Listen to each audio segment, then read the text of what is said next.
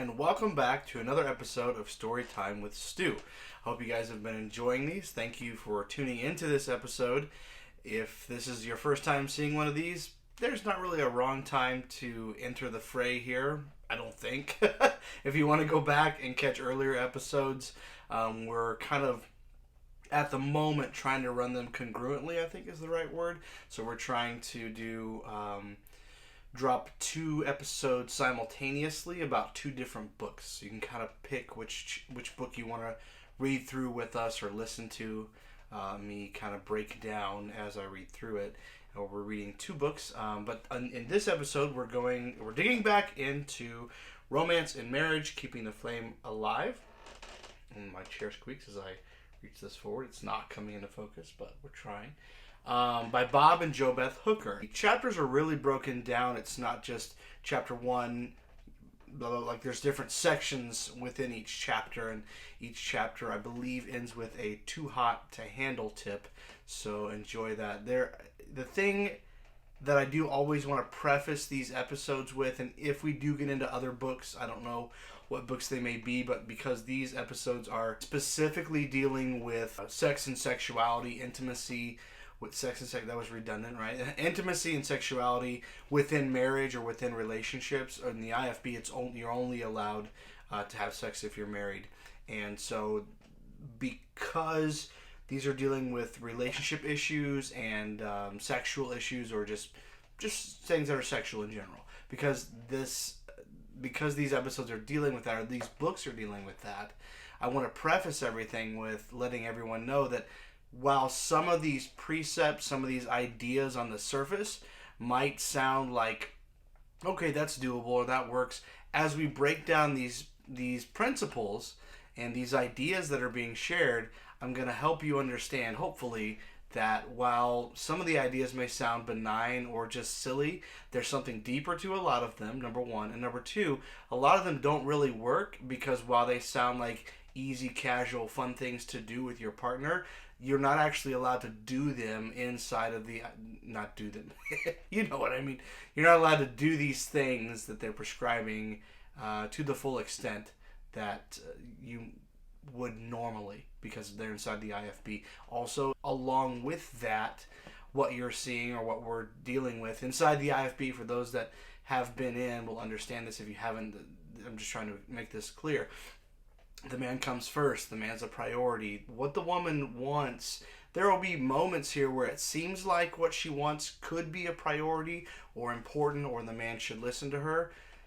But everything about the IFB, the man trumps the woman. He's more important.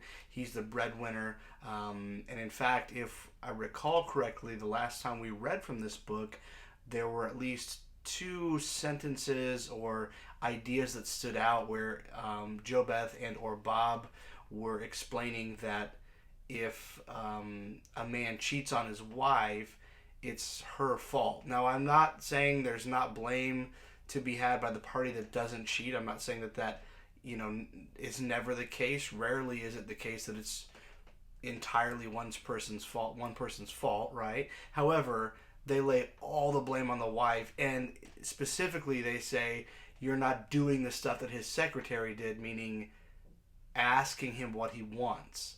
Because you don't ask your husband what he wants, and this is a paraphrase, but it's very close to what was said.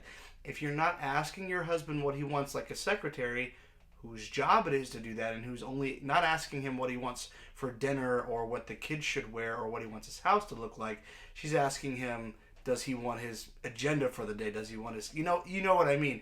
Equating those 2 things is beyond ridiculous, and they do that. In chapter 1 of one of these sections, I believe it's in the women's section, JoBeth kind of breaks it down. Like, if he's sleeping with his secretary, you might want to talk to her and see what she's doing right and what you're doing wrong. I kid you not. So, without further ado, we're a few minutes in here. Let's get into Romance and Marriage, Keeping the Flame Alive. Let me have a drink. Not like I haven't had a couple already. And they start each section with a scripture verse, generally Song of Solomon. We know why. Concubines, that's why. Song of Solomon 7:11, all right, and 12a, a meaning the first part of the verse.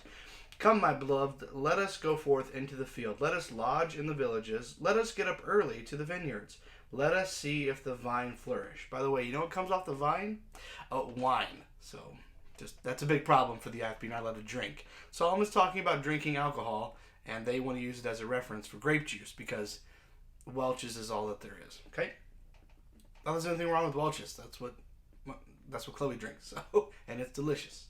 When God created man, observation number 2. So observation number 1 was chapter 1. Observation number 2 is when God created man and woman, he also established some principles by which to govern their lives. Since God never changes his mind, which people change their minds. Why can't God change his mind? I change my mind all the time. Okay. Since God never changes his mind, those principles are still valid for us today. God created man. There's a little 1, 2 here. God created man. Number 1, these are the purposes for which God created man. They give references. To work in the garden, Genesis 1:15. Why am I holding this up? To not work in any garden but God's garden, Genesis 1:8. So those are the purposes that man was created for. They're saying in Genesis in the beginning of the Bible. God created woman. Here's what she was created for. To eliminate man's loneliness, Genesis 2:18. So just know that, ladies. Like the real reason for Eve was Adam was lonely, and I'm not saying the scripture doesn't say that, because it clearly does say that. I'm not saying that the scripture is leading us to believe that that's all she was created for, her utmost important purpose, but I believe that's where we're headed here. But I haven't finished the chapter. So then also to be his helpmeet for life. That's just 1 and 2. That's it. That's what you're there for, ladies. The word helpmeet means to help man meet the responsibilities of the garden. In essence, a woman's job is to become an extension of what her man is, thus helping to fulfill God's purpose for their lives. To be fair, I personally believe that in a healthy relationship, along with healthy compromise, especially if there are children involved, it's probably good if you are an extension of one another, meaning you're on the same page. I think if that's what they're saying here, I don't disagree with that. A man should accomplish greater things because of his wife, not in spite of her. That makes no sense. God never intended for her to have her garden on one side of the planet and his garden on the other. Yeah, I mean, they were not stuck, but they were in Eden. They weren't going. Yeah, they weren't going. No, it was their garden together. A man needs a woman. He will never do work as successfully or accomplish as much as God planned for him to do apart from the companionship of his wife. I don't have anything on that. That is why it is so important that a young girl consider the life calling of whoever she is dating. I agree with that. She should realize that what her young man desires to do is not something she should despise, make fun of, or seek to change, but what she should be willing to pour herself into for the rest of her life. If she cannot do that, then she does not need to date him. I have to agree with this a little bit, and I'm not liking that, but it's true. If you're going to be with someone, dating, married, whatever the case may be, it's good for you guys to have shared interests. But what I don't agree with here is what I'm reading and what I've seen and what I experienced in the Independent Fundamental Baptist movement is that the women are being admonished here by an older woman who is a pillar or was a pillar at Hyles Anderson College. Women look up to her, went to her for counseling. Young ladies thought that, if she said it, it was Bible in some instances, just like we did with Bob. So when I hear her saying, like, you need to pour, like, you need to be all about his shit, like pour everything into it, be sold out for what he's sold out for, I think that's taking it a little too far. I think a lot of us can agree. There are things that our spouses do. Even there's people that are high profile and their spouse doesn't care at all about what they do and they have a great relationship. I know that I've personally experienced that, not in marriage, but having a relationship with someone, whether it be a friend or a romantic relationship. Specifically, I can speak to that last part. Someone that there's something that I'm just sold on. It's my one thing. I love it. I enjoy doing it. This podcast. And was with someone who wasn't unkind about it, but it wasn't like, oh yeah, I want to be, I want to know and I want to be involved. They didn't care. They didn't even watch the podcast. But we still had a terrific, healthy relationship. Why? Because you don't have to be super, super sold out on what the other person is doing in order to be supportive of them. And that's what I'm reading here. That's where I feel like the lines are getting blurred, where it kind of sounds like, hey, it's a good idea to want to be involved in what your partner's doing. Sure it is. But you don't have to be 100%. Then what's left for you? right? How are you your own person? How are you independent? How are you in your own reality if all you can think about is their thing? That's bullshit. I'm sorry. I just had to break that down a little bit. Tip number 2. Romance is a state of mind. If you have the right mindset, cleaning the bathtub can be romantic. I'm going to need another drink. This is an IFB thing where they talk down to you, which we did it was so much fun. We did a live version of these readings, and we all chimed in together, and one of the big things that kept coming back was how much we're talked down to in the IFB. If you're not upper echelon, big deal, status, have a big ministry, whatever level that is that you can get to, it's really like a multi-level marketing scheme if we're being honest. But if you're not way up with the higher ups, with the cool kids, you get talked down to so much. And so this is just something that JoBeth, I believe, is writing. This throws this out there and expects you to buy it because she's JoBeth Hooker. She's got, I think they have 6 daughters. They got a bunch of daughters. They married guys, and so that means they were successful. The guys went into the ministry. She's a big deal, so she's going to say, hey, listen, scrubbing the tub is romantic. And you're going to say, oh, yes, yeah, of course, yes, it should be romantic. No, it doesn't really make sense. I understand the concept, but to put it that way, we're back to some Ray Young speak. It doesn't really make sense in the vast scheme of things. If that's the right terminology there.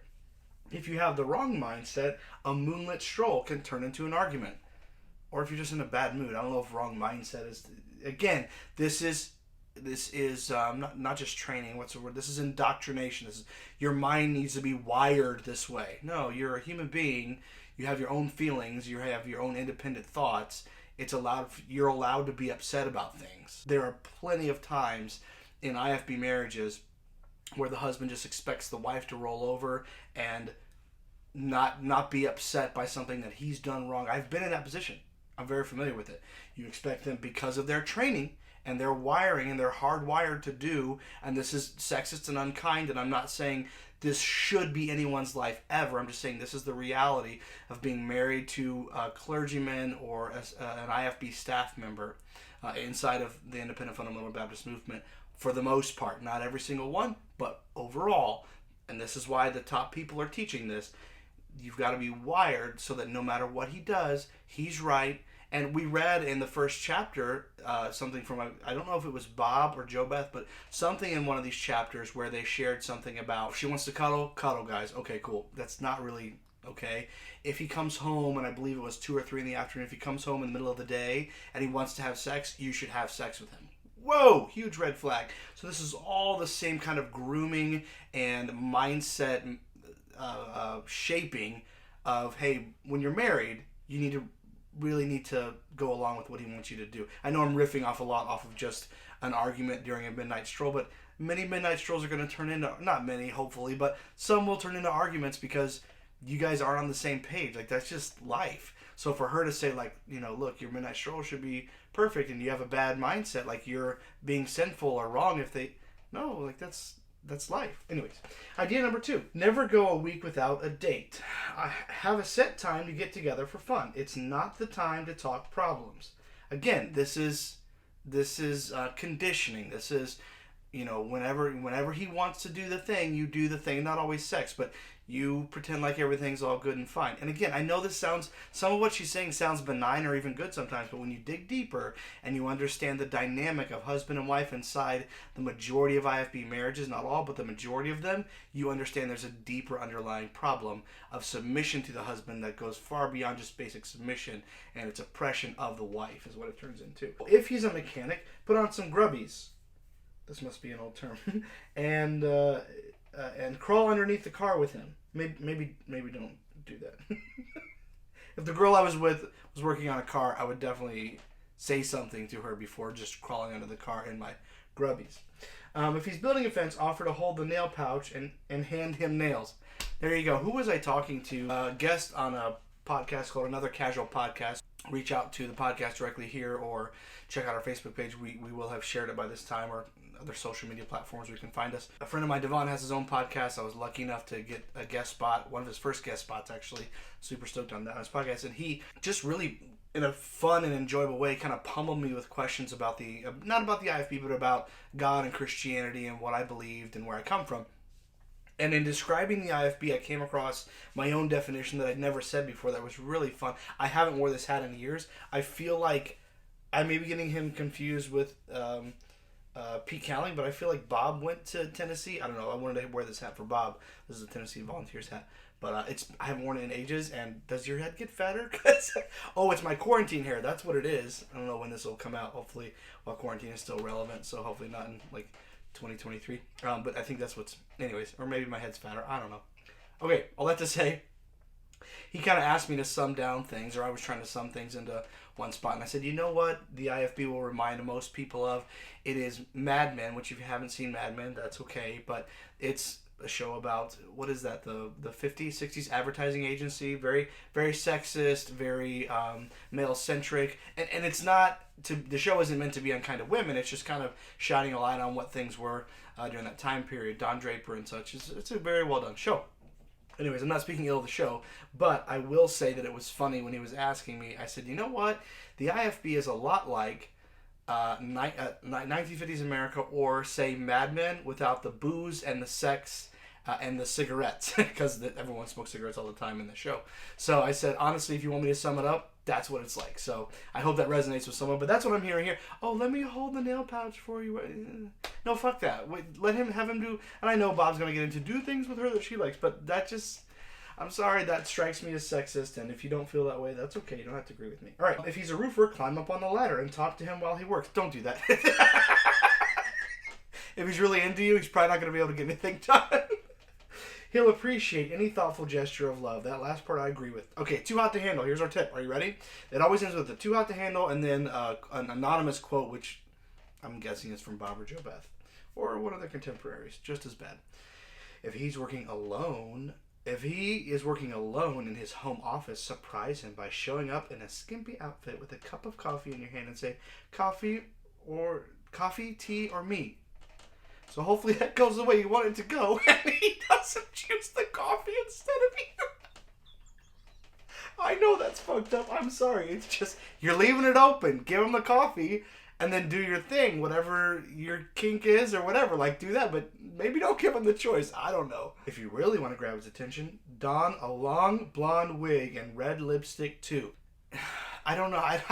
I'm talked out on this one. Remember though, this is for his eyes only. You know shit.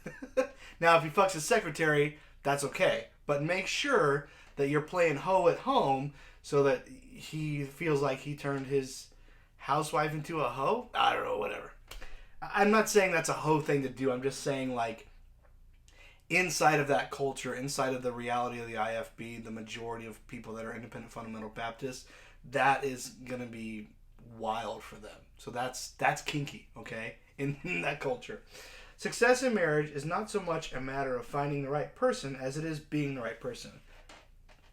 I'm sure there's a way to disagree with that, but I can't think of it. I think that quote makes sense. Banking the fire is the, this is the men's stuff. I believe this is Bob writing this. Yeah, lighting her fire was the first one. Now banking the fire, which I'm not outdoorsy, so I'm sure there's a great lesson there from Bob. Bob could explain to me what banking a fire means, and maybe he will in here, but I'm not familiar with banking a fire, though I'm sure I've seen it done in my childhood. Romance means more than an intimate physical relationship. What? Ecclesiastes 4:11. Again, if two lie together, then they have heat, but how can one be warm alone? Yeah, good one.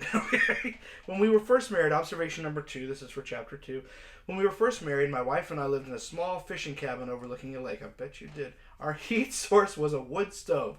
At night, I would take several pieces of split logs, load up the stove, and then close the damper so that the airflow was minimal. You don't want to smoke yourself out. Good call, Bob. This kept the coals from going out and allowed the wood to burn slowly throughout the night. Okay, I did not understand. I never lived in a cabin. Sounds awesome, but I've never lived in one. Stayed in one. When I awoke at about 5 o'clock a.m., the coals would still be hot on the stove, and it was easy to restart the fire. This process is called banking the fire. Thank you, Bob. Now I know what it is. And it is a wonderful picture of what I will now address. Romance is much more than the intimate act of love. Now, I don't want to go into too much detail, but it is important to note that he feels like he has to explain this because we don't know. by the time you're married, this is shit that you should know. And he's writing this for, very engaged or recently married couples. This is stuff people should know. But because the IFB makes everything sexual taboo, unless your pastor wants to rant and rave about women in slacks and how you can see their underwear through their slacks, as they like to call them, pants. Unless it's something like that, where it's overtly sexual in a way of condemnation, unless it's like that, then they don't want to get into it. So anyways, it's taboo otherwise. If you want your wife to be ready to flame up when you need, oh my God, and want her, you better bank the flame and keep the coals hot. Many wives complain that every touch from her husband is a precursor to sex. This is unwise, to say the least. Romance should be an ongoing endeavor, not just one more opportunity for personal satisfaction. Try writing notes. Again, this is him talking down to you. This is stuff that, whether you know it or not, you'll figure it out. But Bob wants to over-explain to you because you're a dumbass and he's achieved so much and he's the pro. So this is why you bought his book. Try writing notes to her, or maybe a poem about her beauty. Take a walk in the rain. Have a snowball fight. Just not like Dwight and Jim. Go horseback riding, or just sit on the porch on a cool summer evening and sip lemonade. I'm in awe because, again, this is so condescending. That's the word I'm looking for. This is so condescending. Take a drive in the autumn season and watch the leaves fall. Sit close and talk about your dreams and good memories. They love going to high school football games. They really do. Visit a high school football game, play a game of tennis, or go to an early breakfast at a quaint little restaurant. Again, most of the people in the IFB, I love that they're playing out these scenarios, that most of the people in the IFB, because IFB have given so much money to their church, they can't afford a sitter, right? They don't have money to go out to eat. We never did. And my parents weren't tippity top, but my dad was the pastor. He should have had, something. We didn't. And this isn't against my parents whatsoever. I'm not a big fan of speaking against my parents. There are things that I have done incorrectly as a parent, and there are things that they did incorrectly as a parent, and we're all trying to learn as we go along. But this guy is saying you should be able to take your wife out to eat. That's not a reality for a lot of IFB pastors. And in my case, when I was an assistant pastor, it was on a credit card. I was calling and checking my balance before we would go out for dinner to make sure I had enough, make sure I had paid my credit card down, so I had about $30 left so I could go out to dinner with my wife at the time. And so this is not really, he's saying it's not about being bad with finances. It's about the fact that the IFB does not take care of its small church leadership. And this isn't against the church I was working for. The pastor there, a lot of the people there, I wouldn't say I'm thoroughly in contact with, but I still think of them as good people, many of them. And so I'm not speaking against them, not speaking against my parents. I'm just saying the reality of take your wife out for a no, that's $50. We don't have that. Just don't have it. This is as much a part of intimacy as the physical act of marriage. It's not, and a vital part of making the fire. I'm not saying that developing a relationship isn't important, but again, here's the thing that these guys do. I need another drink. Wow, this is really getting to me. They get so into themselves and so into this condescending mindset that they are working so hard at talking down to you. Just like JoBeth said, scrubbing the tub is romantic, right? Or cleaning the bathroom, however she phrased it. He's so into this that he's saying, sex isn't just sex, it's taking her out to... No. That's part of the relationship. Sex is sex. And I'm not saying that it can't be part of the foreplay or the lead up to. I'm not saying that, but, the physical act of sex is not taking... Now, if you have sex at a restaurant, okay. If you're having sex on the table, that's different than you're having sex at the restaurant. But if you're not, then that's not part of the act of sex. So Bob is so full of himself and so thoroughly engrossed in speaking in a condescending manner, that he's saying stuff that's not actually accurate because it's so important that he let you know how fucking stupid you are. All right. Tip number 2. Simply put, a fire that is continuously banked will never go out and is much easier and more quickly brought to flame. That's the whole tip. So... when you're making fires, that's not a relationship. I understand how it can relate, but Bob, relate it. Here's the tip right here for those of you that are watching this. Here's the tip. And there's a picture of Bob and JoBeth where he could have at least made it a wider picture and explained or put the picture down further. There's a good inch or half inch here before the page number. You could have given us a little more explanation here, but instead, you need a picture of you and JoBeth planting flowers And so, just explain that. Don't say, like, here's a tip about making fires in a stove. I understand how it relates, but explain that. If you're so big on explaining and condescending. Okay, so maybe he got it right? For once he didn't condescend and over-explain. I don't know. Idea number 2. Try massaging her neck, shoulder, or temples if she has a headache. Again, no doy, as they say. No shit, dude. A gentle hand on the shoulder, an arm around her waist, a hug, or a soft kiss followed by a word or phrase, or simply an I love you, you're beautiful when she is stressed from children, work, or illness can mean more to her than anything else she could do or say. I'm shaking my head for those of you listening. No, like, I love you, you're beautiful. She needs to... Okay. Let me break these down one by one. Another drink, if I may. And I may, because I'm the only one here. It's not... My cough is not a reflection of the whiskey. It's delicious. So let me break this down. So he's saying a lot. Gentle hand on the shoulder, arm on her waist, a hug or a soft kiss followed by a word or phrase, or simply an I love you. Also, part of the problem is... The thing that frustrates me about the IFB is these people want to condemn you for things that are problems that they created. It's not just no premarital sex in the IFB. There's no premarital touching.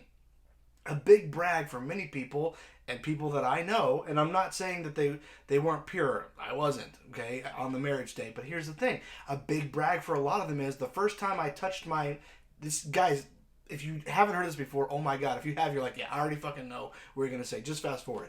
A big brag is, I didn't touch my wife. I didn't touch my husband until the night before our wedding. Oh, because you had sex? No. I didn't touch him. We started dating. We never touched. We went to this thing. We never touched. We moved in. I met her parents. We still hadn't touched. I had her come stay for the summer, or not this, for a holiday near where we live because she can't stay with your parents because all the rules. It's amazing, the rules. I've got to get a rule book. If you know someone or have a rule book, please send it to me. I am jonesing to read through a Hiles-Anderson College rule book. Okay, side note, all done. All these stages of, and we'll read it in Jack Scott's book, I Like You, I Love You. He's got at least 6 to 10 stages. But you go through all these stages of dating someone and you don't lay a finger on them. And then the night before your wedding, you finally touch them. How, when, is it sex? Is it an arm is it an arm? Oh boy, I'm getting geeky too. Is it a hand up the skirt? Is it sticking your hand in his pants? No. It is you, ladies, putting your arm underneath his as he escorts you down the aisle to rehearse your wedding the next day, where your souls will be eternally bonded to one another, or I should say, your bodies will be eternally bonded, and you'll sign a document that states that you will love each other for forever, but you've never even touched each other. So anyways, what I'm trying to get to is, Bob is saying, guys, how dare you, every touch shouldn't lead to sex, that's wrong. You know why it does? Do you know why guys have that expectation? Not in general, in the IFB generally. Why? Because we're not allowed to have any sex until we're married. That's ludicrous. That is ridiculous. It's not going to work, guys. And so Bob is saying, from the pulpit, across the nation, he's preaching to teenagers at youth conference. They're busting in 7,000 teenagers, 5,000, whatever, and he's ripping their heads off and saying, you better never touch her until you're married. You better remain pure, and if you haven't, then you better get right with God and never touch her, look at anything, or touch a girl, or you better not be messing around with your boyfriend. But after you get married, if all he wants is sex, that is wrong of him. And I'm not saying that it's right for a man to, I'm obviously not saying that. I'm disagreeing with, you should just bend over and take it whenever he wants. No, obviously not. But they've created an issue because they're not, and some people will disagree with me on this. That's fine. A lot of people will probably.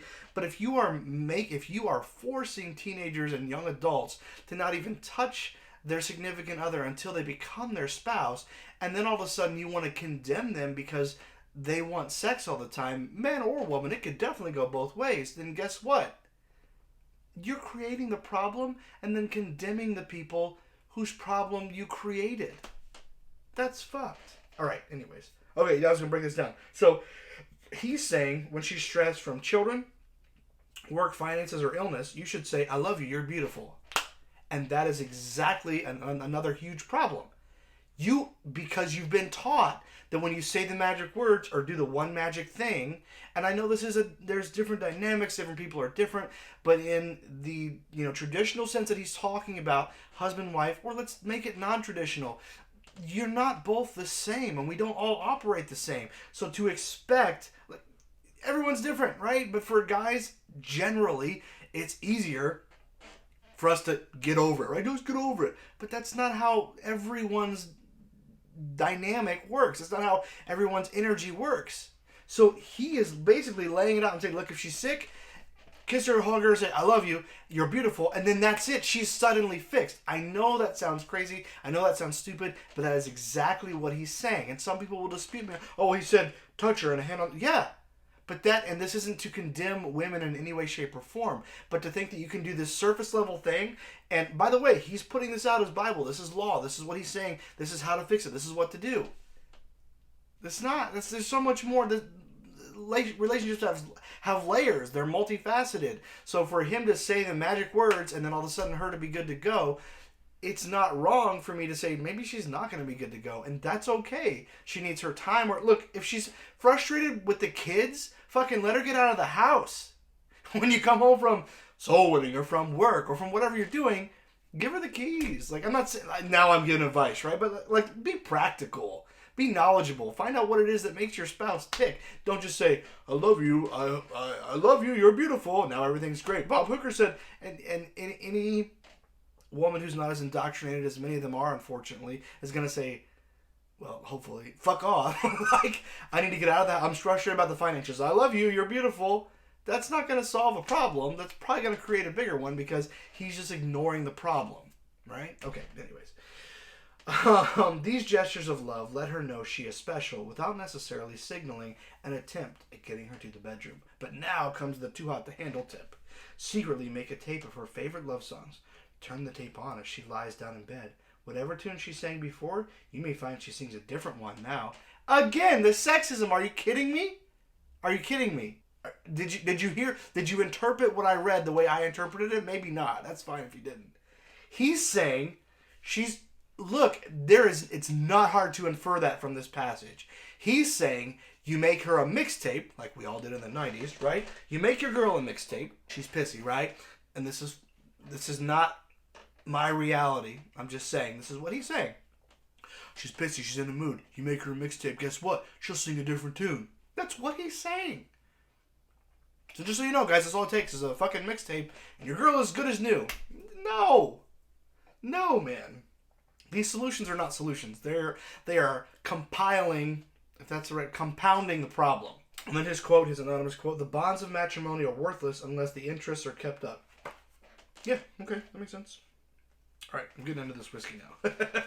So the third selection here is going to be interesting, to say the least. So chapter 2, Song of Solomon. Red Hot Romance is the part for couples. Chapter 2 in the part for couples. Red Hot Romance. I am my beloved's, and my beloved... Let me try that again. I am my beloved's.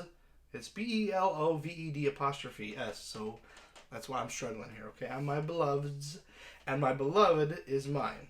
Maybe it is the alcohol. I don't know, but I'm having trouble. All right, observation number 2. Romance is not an exchange of trade. If you use romantic gestures to barter for favors or forgiveness, you will lose every time. For example, I'll give you flowers if you iron my shirts. I personally iron my own shirts. I iron other people's shirts. I just ironed something for someone the other day. Who? Then there's no one here. Who is it? I'm losing it. No, I really did iron something. Oh, was it? No, it was right before everything went... right before quarantine and all this craziness. Me and, I'll say a buddy of mine, because I don't want to embarrass him. Me and a buddy of mine headed out to LA to the Comedy Store to see some stand-up comedy.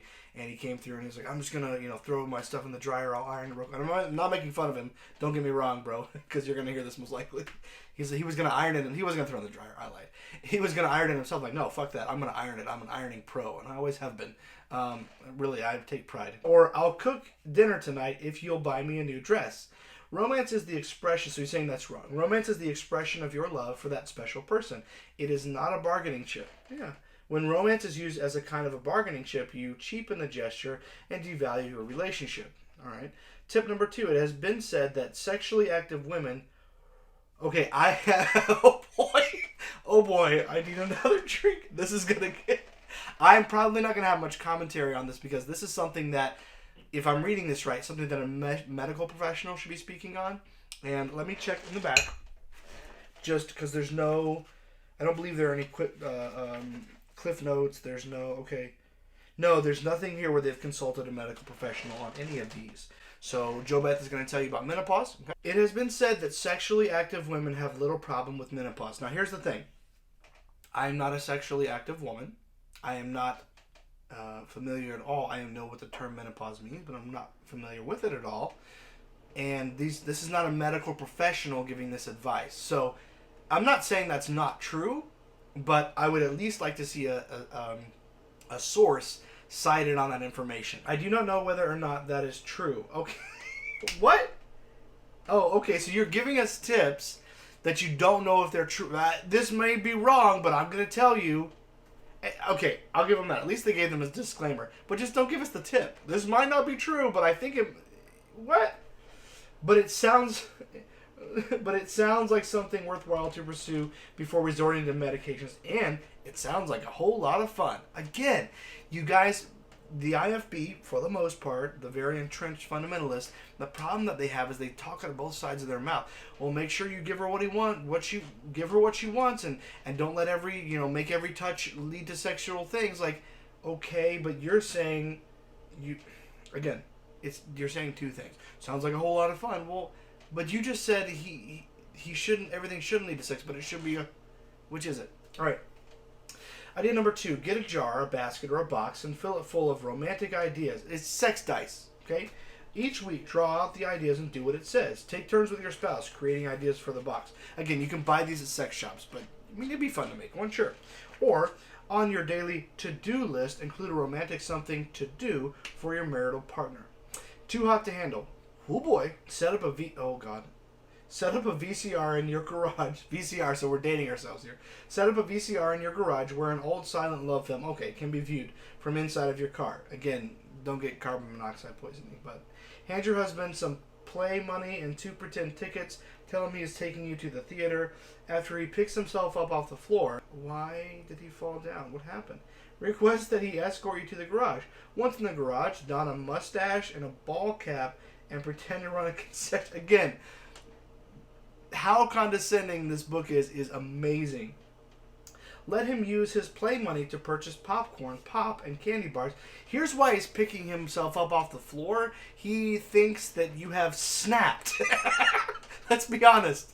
This does not sound... I'm not saying don't be cute, don't be fun. It's not my place to give any advice, married or not, which I'm not. It's not my place to give any advice, but I wouldn't give advice like this.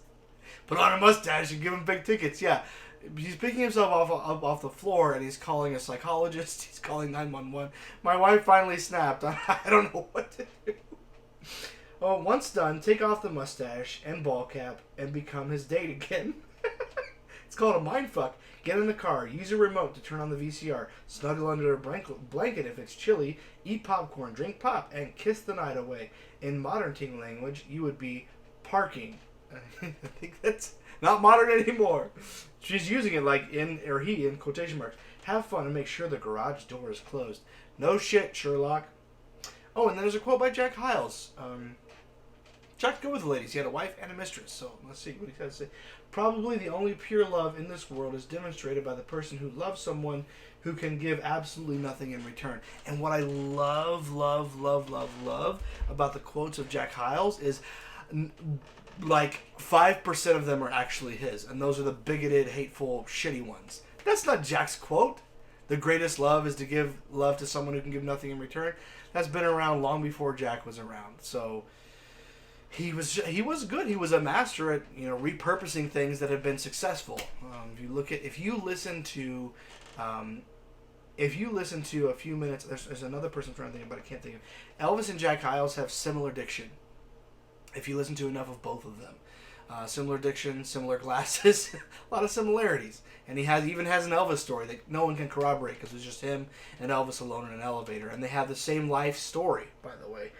Jack and Elvis, according to Jack, they had the same life story starting at a very young age, and I think departing.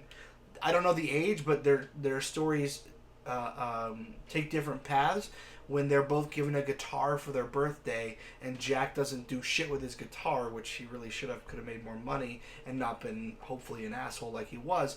And then Elvis decided to make money with his guitar. That's the difference.